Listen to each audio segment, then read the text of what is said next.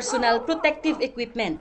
Personal na inabutan ng relief goods ni Iriga City Mayor Madelio Robe Alfelor ang mga residente mula sa 2 purok sa Barangay Santiago matapos itong ipasailalim sa granular lockdown. Ito matapos magkahawaan ng COVID-19 ang ilang residente bunsod ng inuman. Kaya naman, agad na nagdala ng ayuda ang pamahalaang panlungsod sa mga apektadong pamilya. Inikot mismo ng alkalde ang Zona 1 at Zona 3 ng barangay kasama ang mga kawani ng City Social Welfare and Development Office at City Disaster Risk Reduction and Management Office. Digdi sa Zone 1, there were 15 cases. Sa Zone 3, parang less than that. Okay. And grabe ang pag-spike ng cases. Digdi, compound ang harong, kung mahihiling mo magkakairiba talaga sinda sa sarong compound. So may interaction every day. So possible talaga na ma-infect talaga sinda. So we have to lock it down just to contain. 140 families ang naabutan ng tulong mula sa Zona 1, habang 124 na pamilya naman ang mula sa Zona 3. So nag-ready po kaming 350 goods, gabos po. So sa Santiago po and other lockdown families po sa iba't ibang barangay. Good for 7 days, ma'am. Actually po, good for 7 days. Pero kung apat lang ngaya ka mo, more than 7 days po yan. Kasi ang pinananauta po, 10 kilos ng rice, 10 noodles, 6 na sardinas, 2 meatloaf, 2 corned beef, twin pack na kape.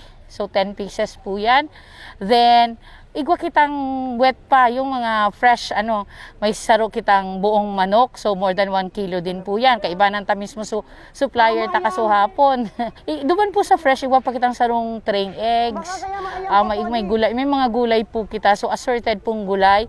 May igwa na kitang lana, toyo, suka, at saka may pork pa po yun ang kaiba. Sa Zona 3, medyo dipisil po naman ang tubig. Kaya nagtao po kita ng mga tubig, courtesy po yung laganan, so tinaupo sa to ka DOH, tapos may close coordination po si Mayor Madel sa water, sa Prime Water, so yun po, ni-fill nila yun, tapos masabi na lang po sa to sa mga tao ta duman sa mga kagawad in charge po kung nagtong mga laog mga inubunin ng tubig, takukunon ta po para i-refill. Ni ang proof na sinasabi ninda na mayo da kitang ginigibo.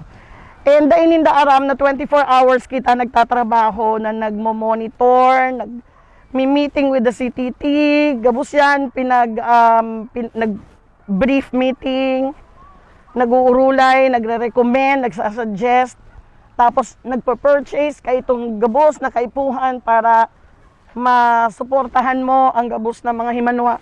So, ini ang ginigibo mi. Sa huling tala ng Incident Management Team, 76 households mula sa 18 barangay ang naka-house lockdown. Naabutan na rin sila ng parehong ayuda. Samantala, tuloy-tuloy hanggang ngayon ang active case finding ng LGU para hindi na kumalat pa ang naturang virus.